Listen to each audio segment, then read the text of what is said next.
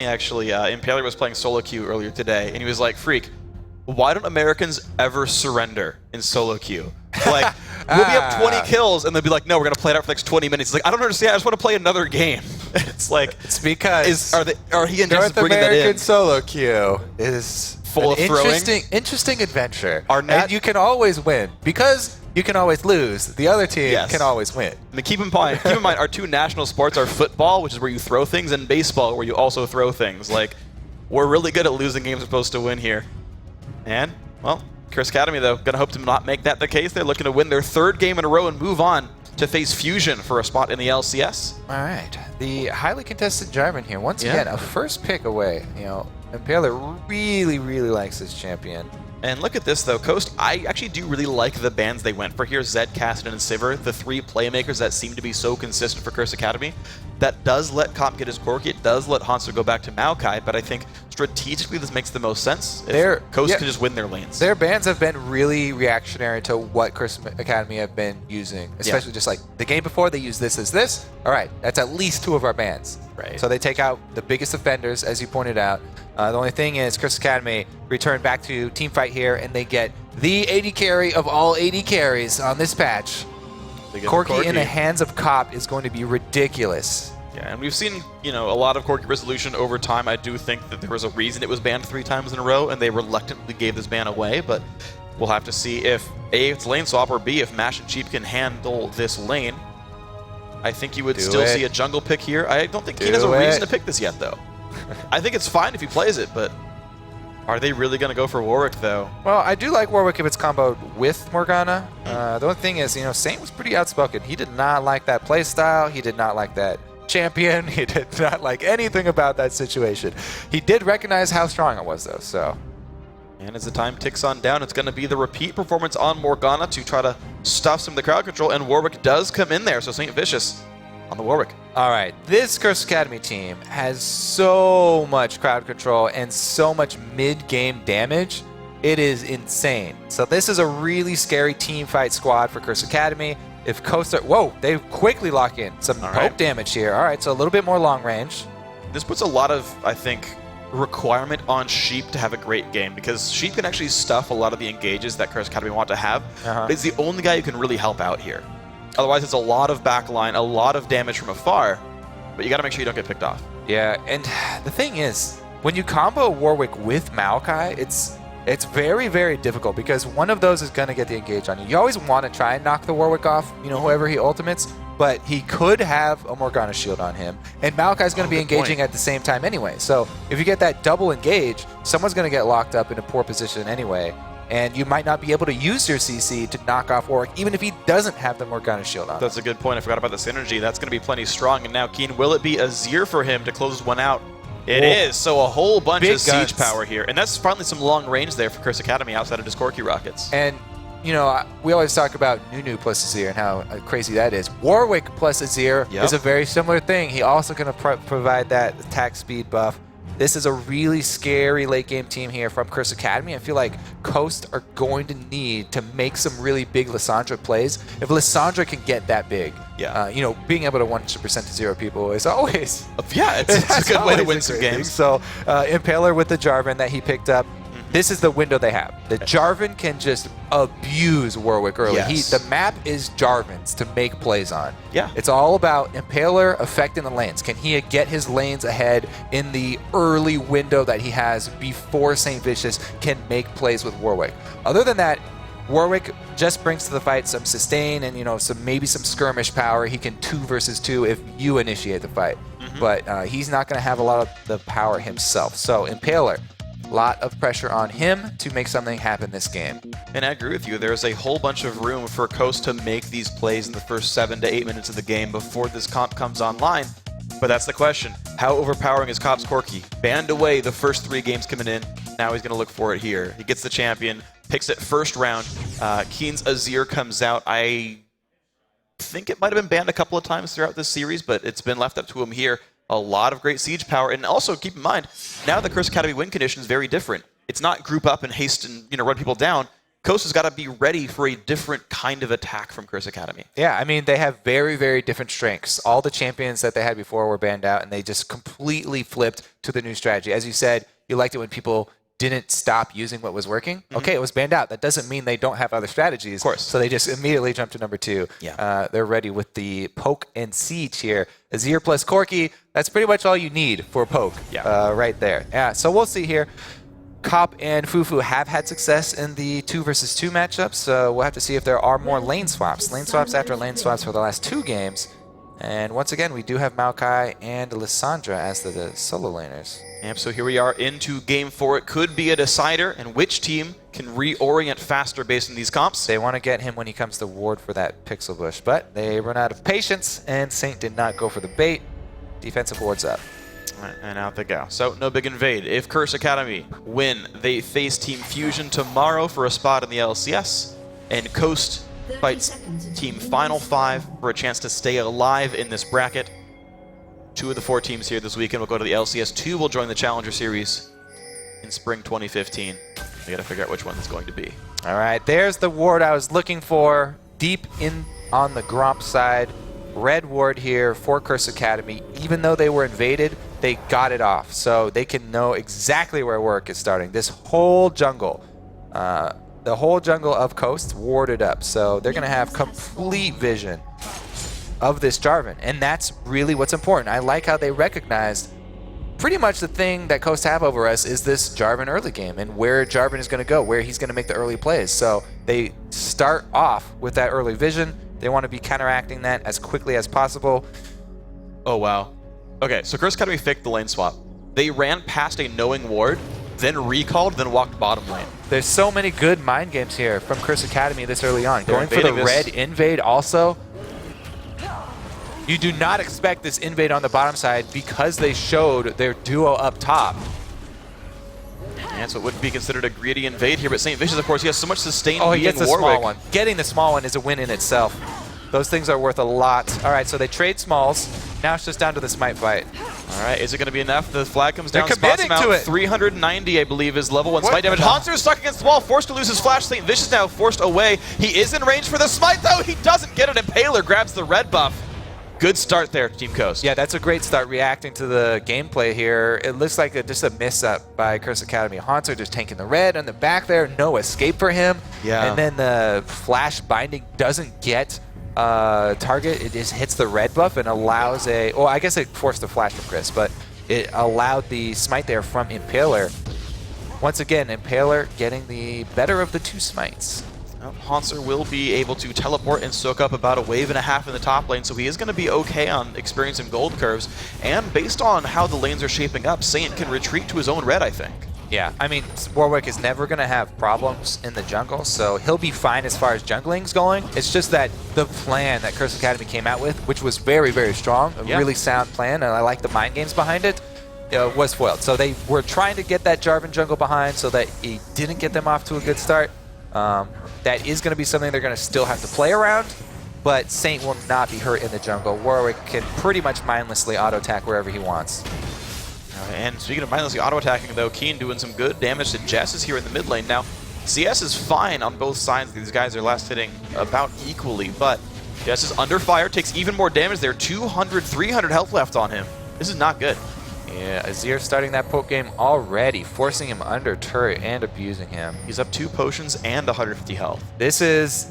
It seems like Keen is still playing with the knowledge that they shut down Jarvan, even though they didn't really shut him down. So Keen's going to have to start changing up the playstyle. You get to that 4 minutes, even though you mess with Jarvan a little bit, mid lane is very susceptible to those Jarvan ganks. So he's not the one with the ward either. Nope, exactly. The only thing is, he did force out a lot of mana from Jez's. By pushing him under the turret, you make Xerath use a lot of his mana on clearing, and that pulls away so much threat. So it's true. Added bonus of being able to shove early and the invade in the jungle is mid lane gets to shove, and that gives you a whole bunch of control. So Keen didn't hesitate there, and Xerath wasn't able to get off enough auto attacks for his passive. Forced him back to base. All right, so well played then here. And Keen is in a really good spot. He's going to have a much better item spike when he recalls. Right? It's plus a Doran's Ring and a Fairy Charm. For Jess's, it's going to be plus a Fiendish Codex for Keen. So a big extra spike there for him. More AP, more attack speed, more CDR, more everything. So the movement down bottom. Here is Impaler's first move. This is definitely the guy I got my eyes on, because this is, you know, as we said, the Coast PowerPoint is this Jarvan pick. See what he can do. He is not going to be able to cut him off. Chris. It was a good dodge. He was dead if he didn't juke that Dark Binding, so very well done. But bot lane turret under a lot of fire. It looks like Coast can clean this one up, do a lot of damage to it. Of course, they're denying all the golden XP, whereas Chris is soaking up XP under turret. So Coast doing better with this rotation, and they're finally not going for the Dragon Rush either, and it's paying off. Ooh. He tosses the lantern, Impaler shows late, but Haunter's gone. He's got no flash. And they give it to Mash. Oh no! Sheep with the last Ignite tick stole it on accident. All right, so the Ignite was on way early. That was not at all Sheep's fault.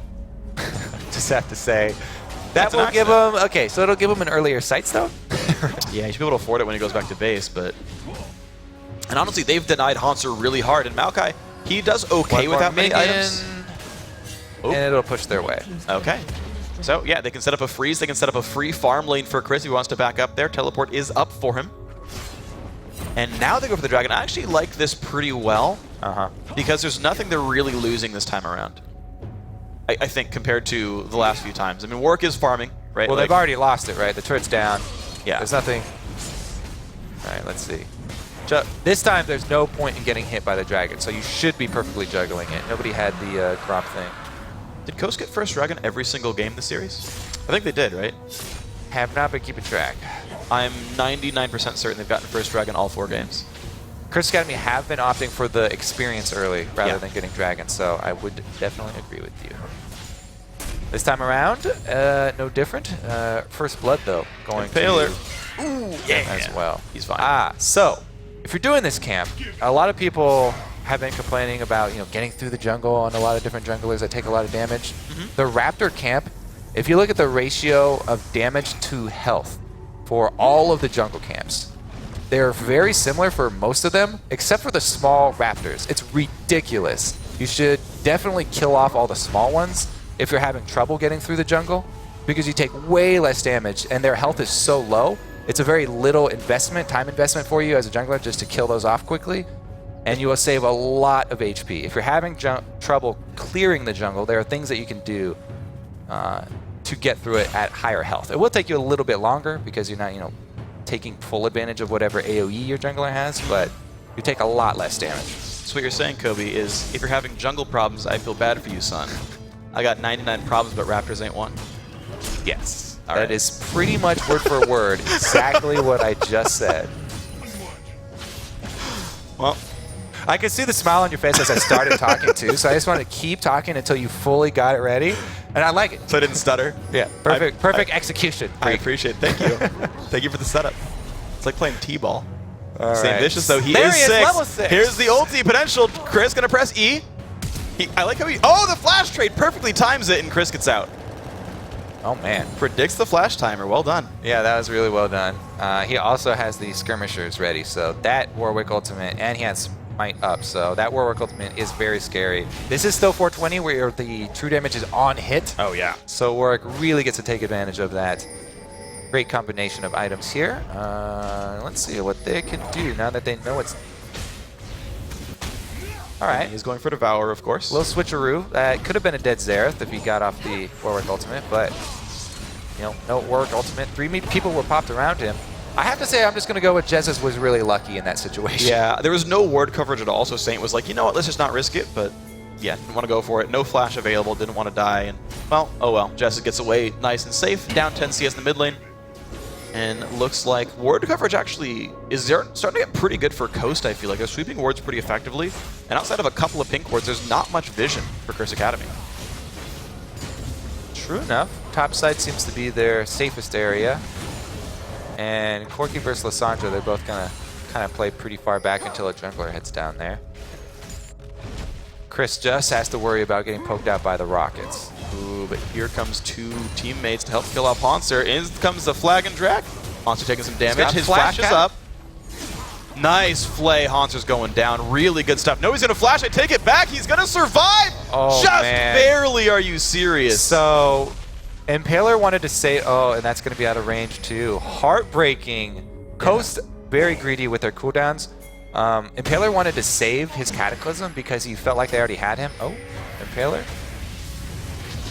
Keen's in trouble Chris here. is going to find Keen. There's a good ulti. Saint is around. Does he want to fight this, though? Nice move to get around the Sand Soldier while St. Vicious not going to get much, though, for himself. Does stop some of the damage. Impaler not going to run. Flash hook. It catches Keen. And nice play by Sheep. He doesn't auto-attack to give the kill to Jesses. I mean, Coast, they really need to let it all hang out here. They need to take more risks like this. You can't be holding on to cooldowns like your Cataclysm this long. You need to be making plays like that, like Sheep, and really going for it, because this is your backs are against the wall here. Right. Up top, that could have been a kill on Maokai. The Cataclysm was there. They had the damage. He just wanted to save it. But they end up getting killed down in mid and the turret. So And the clock comes out. things look good for Coast. Alrighty, so 2 turrets to 0, 1 dragon to 0. They're up in CS in not very many of their matchups, but you know what? They're up in gold overall, and now they're going to be 3 turrets to 1. This is looking very good early game for Coast. Definitely off to a good early start, and that's what we were expecting too. You know, looking at the teams coming in, they had the Jarvan. They definitely want to make more plays early. Curse Academy, they still have great scaling, and they have a good late game to fall back on. The only thing is, they have to worry about how big the gold lead gets. Xerath getting massive would be very difficult for them. This is my favorite part, the long-range pink ward kills. I like that you can do 2 hits, though. Yes, So cute. I know. Jeez. All right, we'll you see just how- like, didn't want any of that. You're just like, shut up, Bree. We'll see how they recover. Well, I know exactly how you think. I'm on in the mind of Free. That's a scary place to be. All right, let's see here. Raptor buff popped off. They can try and clear out some of that vision coverage. Top lane should be frozen here for Haunter. Doesn't have teleport though, and Dragon up in 40 seconds, so he still won't have teleport. Ooh, clock comes out. Jess is going in on Keen and everything else. The ulti does not get dodged. Well played there. A 3rd pickoff. There it is. No hesitation this time. They dump all the damage, pick off Azir, and that is going to give them the opportunity to clean out all of the vision just in time for Dragon. Crab control will be for Team Coast. All right, so now game 4 looking good. Coast want to bring this to the game 5. They want to keep their hopes alive for the winner bracket move. And Dragon in 10 seconds with the Scuttle Crab right there. 2 sweepers are up if they need to sweep that ward. That's a really odd spot for a ward, though. Yeah. I don't feel like they'll guess it's there. And they're not high enough level for the extra radius on that, so you're really not going to find that very frequently. Q misses, so the chase Chris, will be though, difficult. he knows there's no mana, but it's still a risky place to be. He walks into Fog of War. And he keeps missing Qs, so that's very dangerous. Even though he does... Oh, Black Shield. Ooh, good dodge in the bind. Jessica gets caught. They go in for Saint. Yeah, they're going to get the kill. Nice job by Saint. He finds Impaler, I should say. The flay back. The Ignite is on. Nice kill picked up. Sheep claims that with Ignite. Now Bunny Fufu caught up a little bit alone. Does not have Summoners up. Nice stun onto Cop, but Mash losing a lot of health to Azir. Nice rocket as well from Cop. He's still chasing. Can he pick this one up? The flash in. The heal. The hook. Can they find it? No, there's no Summoner spell. Or sorry, no CC there's no spells turret either. Cop, though, on the chase. Another rocket lands. But a good stun from Jesses. All right, so that will back Team Coast up here. Pretty much even vision around Dragon too, so I actually expect they'll return to the battlegrounds here. Let's see them continue to fight over it. Look at how many deep wards Coast have, though, all through the blue jungle. Or all through the red side, or the red-blue side jungle. So they can see everybody funneling in. They'll know the timings of the arrivals. Watch out for that AoE from the Dragon. Jeez, he almost died to that one right there. They've got to be pretty careful. Here we go. The push on in. Justice is around. Gets some good poke down. Bunny still close to dead. No! Steel comes out. Saint gets it. Impaler's going to walk on back. Now it's 1 dragon apiece. The jump. Ooh, can't quite land the Sun Haunter. Got to get knocked up. Sand Soldier there, though. Impaler's got to be careful. 1 hit from dead. They find that kill. Now can Haunter stay alive? Sheep's got to be careful. In comes Lissandra, and it's a whole bunch of damage. They trade another 1 for 1. Now 2 for 2. No, sorry, 2 for 1 overall. I take that back. Only Impaler falls. Yeah, 1 for 2 plus Dragon. Fairly decent. They do have a minion wave in a great spot, so pretty easy move up to mid here for Coast. And Mash Me there means they can get this turret down. All right, so mid turret goes down. Now 4 turrets to 1. Coast, though, every single battle, they find a way to knock more structures off the map, get more gold in their pockets, and they're up 4K. They are up 4K, so the gold lead has increased. Thing is, Curse Academy, they've got the Warwick. His Devour is completed, is able to secure the own Smite. Warwick Ultimate is up, and Teleport, that's going to be one. Chris got to be real careful, though. He's flash W away from dead. They find that. Chris goes down. He wanted the blue buff, eat over the wall, but Saint was there. All right, so that's just one kill, though. Pretty much all the objectives were taken, and the waves are shoved up. So not a lot for Chris Academy. They just used teleport, flash, and Warwick Ultimate, which is actually a really long cooldown itself, just for one kill. Let's see if they can actually pressure anything here. Mid is going to be fairly difficult. Jessus has a decent amount of mana. Got to use his spells for wave clear, though. And she gives some people health by last hitting stuff with his relic shield. Early boots of Moby by him, so Sheik really wants to make plays. I mean, he's been able to kind of cash in all the gold he got from those 2 kills thanks to Ignite. Yeah. And that's going to be cashed in as Moby boots to make more plays for the team. We'll see if that works out for him. They do need him, you know, to be that playmaker too. Everyone's showing a little bit of hesitancy. 4K, Hesitation. 3.5K, pretty good gold lead to sit on though. Let's see if, I want to see if Saint actually goes full tank now on the Warwick. I'm actually a big fan of going full tank after you have Devour. It's pretty much, that's the only item you need to have decent amount of damage. Not a Wit's End fan? Not really. I'm definitely not a Blade of the Ruin King fan. I'm more a Wit's End fan than I would be Blade just because of the magic resistance. Grabs a Ruby Crystal, so that's going to be locket number 1. Sounds good. Maokai going towards the Righteous Glory. Acquired. Yeah. I actually did I actually messaged Hanser between games 1 and 2. I was like, hey, why'd you switch the items? Team comp? And he's like, yeah, I just want to dive people. And, you know, like, he's like, Zig specifically couldn't deal with me. Well, I like building for more of an early game Maokai, you know, not trying to rely on a stacking Rod of Ages when you're faced with an earlier game team. So even though your team's already going to scale really well if you're Curse Academy, so you don't have to put yourself even further behind in the early game by itemizing that way as well. That's also why I would like some tank items to come in next for the Warwick. Just to survive more things. 24 is done though, it's pretty big. All right, so a couple of power spikes done then for these guys. Merlin Omicron, of course, had been finished, plus now Sork Shoes on Keen. So those are going to be some very deadly Sand Soldiers. Chris has played fairly well in this top lane, extended, always retreating in time when collapsed on. Pretty good vision, defensive vision for himself. So I didn't know this, but apparently you're maxing W second on Azir. Q first I think is standard, but I just kind of never looked at a lot of pro builds. But W, the only level up you get off that, by the way, is the cooldown on getting more soldiers. That's the only thing you get out of ranking that skill up. And he wants that more than like the dash cooldown, the dash damage. All right, well, 1 turret for none here. They were able to stop that push with the double AP wave clear at top. Meanwhile, their bottom lane was able to take something out. Chris having to retreat up through the river. I like how a lot of these, both of these teams have not really been falling into the crab trap, which is just randomly taking the crab. And Keen looks to be in a tough spot. Goes on in for it. The Q damage should be pretty good. No, he dodges away from almost all of it and gets over the wall. Now Jessus gets rooted up by Bunny Fufu. A lot of damage from Cop as well. Burns his summoner heal for that one. So many dashes. Yeah. Jumps in, lanterns out. Keen's got his own safety here. A lot of cooldowns exchanged and a little bit of pressure mid. More summoners got used by Curse Academy, though. They lost both of their heals on Keen and Cop, whereas only Jessus used his. So theoretical advantage for Coast. Anyway, that crab trap. Randomly taking crab, not providing a whole lot of value. It only lasts 75 seconds. So you take it right before you're going to do an objective. Keen again. Remember, he used his heal already, right? Yeah. Wow, he did not see that coming at all. Nice claw, nice jump in by Chris, and that's not quite in time for Dragon, but it is in time to get ward coverage of Dragon. See if they can cut off Bunny. He's been circled on. Impaler sees him. Black Shield is on. Flag and drag goes the other way. And he's... Oh, the jukes! Nice try, Bunny. Them jukes. But he lost his flash. I want to see if that's going to matter before 24 minutes, though. He's definitely going to die. But he's buying so much time, though. Like, yeah, they are shoving lost a lot of ward control. So they're shoving top, and Cop is getting some extra money as well as a little bit of pressure up there.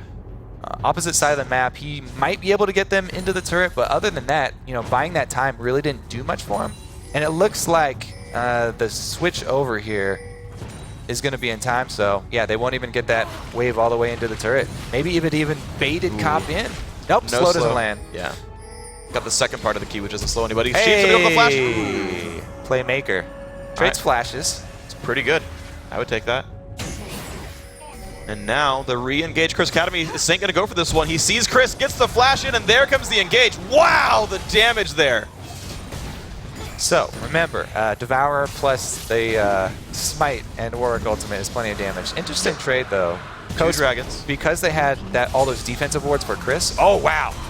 Well, they're going to kill off Bunny Fufu. He's actually trying to hide against the wall, though. Not going to get much for that one. But the top lane push coming in is going to be at least the inhibitor turret, I believe. Hanser clearing away the minion wave, and now how many people can come back in time? It's 4 team members. Sheep gets a hook. He's getting jumped on, though. Puts the box down, gets locked up. That is another kill picked up. But the son of Hanser, can they trade him in? Looks like the answer is yes. Impaler wants to give the kill to his team, does so. Now chases in for more. Can't find it. Yeah, wanting to give away kills here. You know, those precious few seconds waiting to try and give MASH the kill on Bunny Fufu.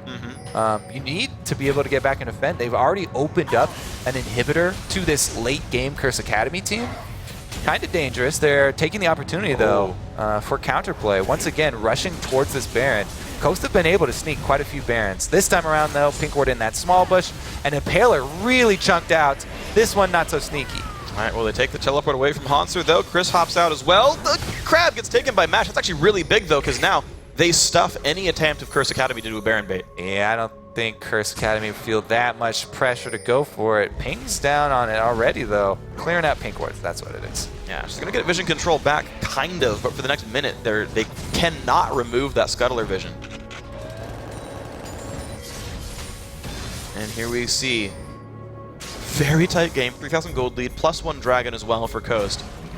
But we've seen these games go back and forth multiple times.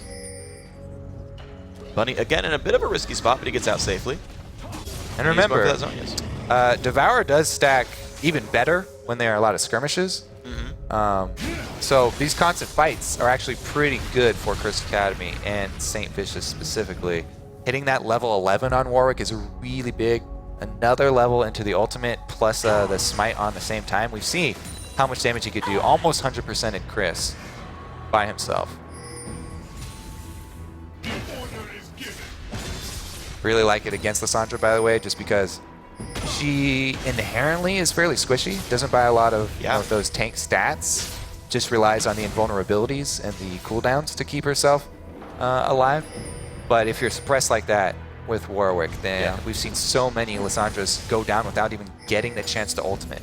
Yeah, and without, by seeing how well Bunny Fufu is using Black Shield on Warwick to make sure he's not getting his ultimate canceled early. Yeah, you can only buy Quicksilver Sash. That is the only thing these players can actually do if they can't CC Warwick, and none of them have even started yet. So a lot of prime targets here for St. Vicious. And there's no way Lissandra or Xerath are going to find the money for that. Maybe MASH decides to get one, but that's about it. So Saint will have a target, a good target, this whole game. You know what's happening? The double locket. I think it must be good. They really, really are a fan of it. Just making sure they have their team covered. Jump in on Hanser. Some good damage dealt. Down to half HP already. Gets a Black Shield. That's been popped. Here's the ulti as well, but they just burn the cooldowns and down he goes. TP used by Chris. Cancel it. Doesn't need it after all. 5v4 on the map.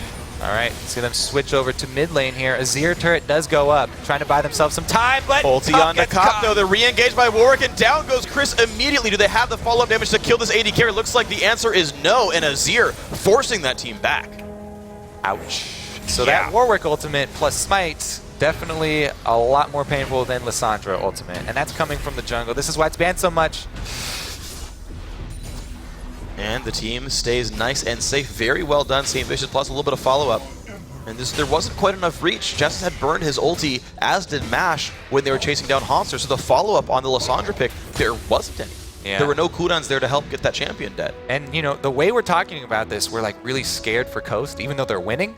But it is. There are a lot of things that they have to be scared of here, so... Ooh, Pink Ward in that side bush. Not often checked, so I kind of like that one. We'll see how long that one lasts, actually. I think my favorite bold Pink Ward is the enemy side's top lane brush. Like in the lane. Yeah. Because junglers will run into the middle one and be like, I'm sneaky, they didn't see me. And then they just walk like right past one that spots them. All right, let's see about that fight over vision. They've got quite a while before the next dragon, though. Thing about the vision around dragon is you have to establish it in stages. So you don't want to ever get too deep, especially with teams like this. where both teams can actually pick especially supports off really easily.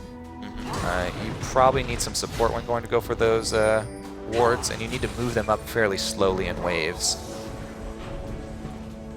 Right now, Curse Academy doing a good job of that. They see a pink ward, they're going to kill it. They can get some more of their own wards done. Haunter's holding 2 right now. Double Sightstone for this team as well. Not the case for Impaler, though. He actually went for more items himself. And even despite that, though, is not really ahead of St. Vicious in combat items, though, is the weird thing. So, yeah. I think this Dragon is more about denying it from Coast to try and deny them that move speed than it is about Curse Academy, you know, getting the buff for themselves, actually. So they already have their first one. That's really what they're worried about here. Thing is, if they go into that Dragon Pit, Xerath can land some strong poke, and that's what they need before the fight starts out. And here we go. Again, the ward's just easily getting cleared. Good job by Team Curse Academy to kill that pink ward off. No defensive pinks now available. Sweeper used, and there's the engage, though. Chris gonna go down. He does manage to flash away, though, and that could be a bit of a bait, but the jungler already drops down. Impaler is gone, and the tank line. Curse Academy with a tanky top laner. Just people don't die. Yep, still able to find that kill. It's so hard to survive that. Let's see if they can actually pull off a miracle steal here. Sheep not even gonna go for it. Too dangerous. And no chance. So Dragon number 2 goes to Curse Academy, and these guys are looking very good here in Game 4. Fighting back from the gold deficit very cleanly. Yep. I mean, they're tied on dragons, still at the gold deficit, but the options for Coast just look like they're not there. And here we go, top lane under fire. Looks like it's going to be Sheep buying a little bit of time for Mash, and he can always lantern him out. Going to sit towards the back line. Doesn't want to risk the W engage from Haunter, though, and he goes back early. Now, the gold lead, as you were talking about, it is actually diminishing a bit. It was 3,500, now it's down to 3.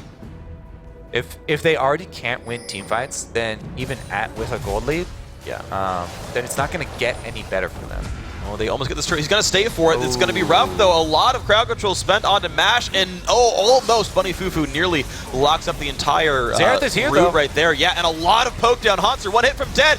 Nice W to dodge, and he gets away. The Locket Shield helping as well from St. Vicious. That minion betrayed Coast going into the jungle here. What a heads-up play, though. Haunter able, yeah, exactly. The presence of mind.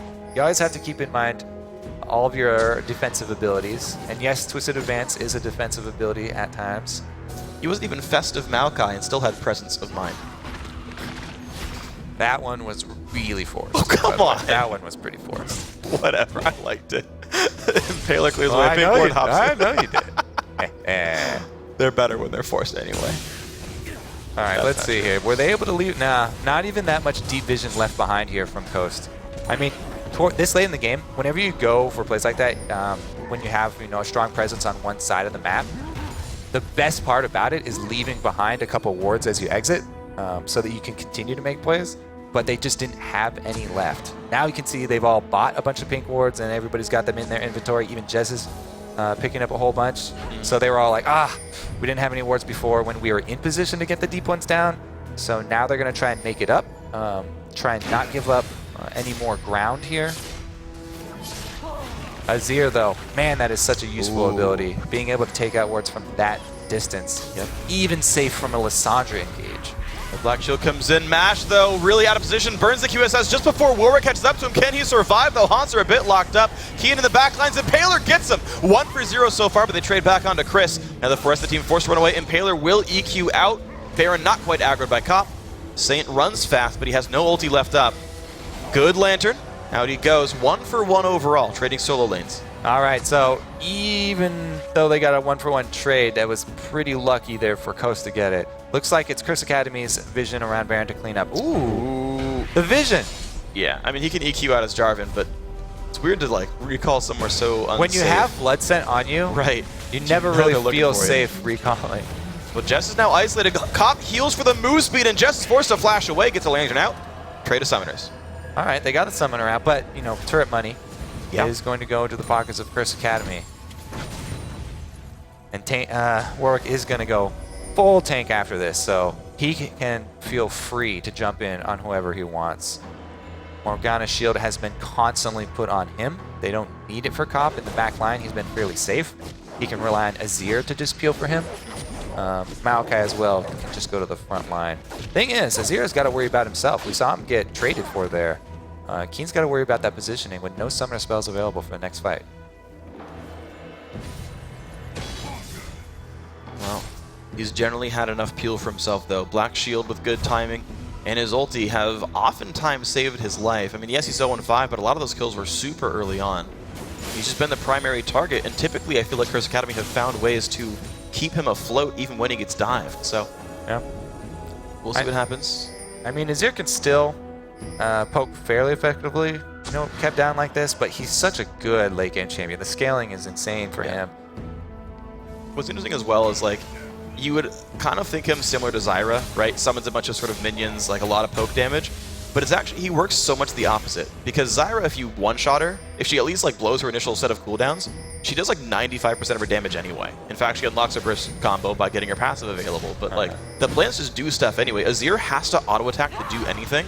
So he is purely uptime based. And if you kill him, he has no uptime and he does basically nothing. Yeah. They may consider keeping Maokai back for peeling instead and try and play their team fight a little bit more defensively centered around Keen. We'll see, though. That would definitely require more focus once again. They've had Jarvan and Lissandra jumping for him. Bailey burns his smite, gets the ward kill with it, and you've just got to be so concerned with how these fights start. It's so explosive. If you miss Black Shield, you're going to just get blown up by Lissandra Xerath. Yeah. And if you don't respect Warwick, you get blown up by him plus Azir. And that's really what these guys are discussing, because these these are all about team fights. This whole game is pretty much fighting over the vision for your team fight. That's around your objective. So both teams trying to come up with the counterplay there. The only thing is, Warwick with Black Shield, there's no counterplay. You're gonna have to blow up the Black Shield really quickly with magic damage to try and knock him out. Oh wow, really aggressive out on the Cobb. They've got to be careful. Hanser gets locked up for a bit, but Mash is so low. He's got to QSS out of this one. Can he, though? Looks like the answer is no. Bunny Fufu gonna claim that kill in the back lines. Cobb just will not go down. Chris tried, but it wasn't enough. Jessus makes that a third death, and now Sheep is on the run. This is Curse Academy right now. Ooh, you can hear the screams coming out of them in the studio here, too. They know LCS is within their grasp. This game almost going down. This would be the last game that they need to move on to one more set. Then they just have to face Fusion. But they've got to respect Impaler. He's stolen Barons before. Cobb goes for the fight, gets the kill. That is 4 kills this fight. Baron all but secured at this point. No one's even around to steal it away. Curse Academy pull back the gold lead. They get themselves Baron Nashor. Of course, Smite was used during the fight. And look at this, Curse Academy poised to take the series 3-1. All right, so if they're able to close this one out, and they go to face Fusion. All right, well, let's see it again. Mashmi on the front lines here. Kopp is able to use his Valkyrie to get out, but Mashmi just gets tracked by everybody. Hanser and Bunny go straight for him. St. Vicious locks down Chris, so that the lockdown on Kopp wasn't going to come until much later, and then they just re-engage on him. But man, Hanser tracking through and locking Mash down to get that QSS out for Bunny Fufu's ultimate. He wasn't able to put out any more damage after that really aggressive start to the fight for him. Yeah, and you said that the sort of game was about getting vision control for the team fights. Mash moved in too aggressively, like kind of not realizing who was around to jump onto him. And immediately he goes on a Cop and suddenly there's a Maokai and it's like, oh, whoops. Yeah. Not where I wanted to be after all. And you can see Saint already has decided to start ulting other targets, the 2 AP carries, more high priority, just because there is a Quicksilver on Mash. Yeah. And he actually burned it right before the Morgana ulti hit him. Yeah. So he dropped Twisted Advance from Maokai, but Bunny Fufu made him get stunned, and down he went, so. All right, so if Curse Academy are able to push through, now that they do have this crazy siege and they have got Azir plus Baron buff and Corki for poke, facing Fusion, there was a lot of chaos in Fusion's first series. Yeah. So Curse Academy, you can tell they're feeling pretty hyped up already.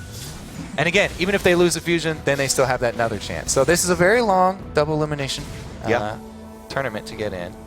Coast have to realize that Final 5 overperformed earlier today, and in their opinion, I think they would say that Curse Academy maybe overperformed because these guys were supposed to be favorites, at least in their own minds in this matchup. The Curse Academy doing a great job. The siege has continued, and this is going to be a very dead turret. Oh, yeah. 6 turrets down. Mid lane tier 2 is gone. And Slow and steady, though. Still, Curse Academy not kind of getting overhyped for this one. Taking their time with all this. Yeah, they've shown great poise even when they're winning, which is really important in the new season. Taking it slowly. Keen going to go back and get some more items. And even though he's been kept down all game. Deathcap's done now. He's right got back in it. He's got the giant 3 main items. Yeah. And the team going to keep up the pressure even without him. So they have to be a little bit careful here. This is maybe a slight opening for Coast. Yeah. They still haven't seen him though, so there's no vision, and they would not know that they could try and take advantage here. So the window's only 10 seconds now. He's almost back with the team here. yeah, problem is, this is before the nerf to the duration of Baron buff, so it's going to be up for quite a while, long enough for this siege. And they've already got an inhibitor open, so that's true. Curse kind of just taking this bottom turret because it's in position, because there's a minion wave there. They'll probably take this, go back with the global gold, and then return for the open inhibitor. The turret shield helping them stay alive. Finally, that gets broken. Can the damage really come through for Curse Academy? The actual buffed up cannon minion doing a little bit here, and Cop as well with the Bloodthirster shield. Not taking any meaningful damage, but this turret's down about half HP. Baron at 30 seconds left. There's only one wave left of this for Coast to survive. That cannon still doing damage. Jessis gets caught, burns QSS. In comes Maokai. Fight has begun, and Jessis gets away. They find some damage, but the tank line is so strong. Cop forced back. Nice divide there from Keen. They get 2 for 0 so far. Make that 3. This could be game. Sheep locked up. Impaler going to go down. That's about to be the clean ace. No one dead from Curse Academy. All right, that's definitely going to be the game. Scream's coming out once again. Curse Academy is going to roll through the base here. Wow, even split under the turrets. The scaling was too much. Jez is really low on mana and health in the back there, but pretty good kiting. Yeah, very good stuff, though. Curse Academy going to go ahead and knock this one down. High cooldowns on Keen, the Sand Soldiers. The W going to make that happen. Curse Academy, they dropped game 1, but they made it convincing the rest of the way through. 3-1, Curse Academy. 1 series away from the LCS. All right. So we will have Fusion versus Curse Academy. Yes, we will. And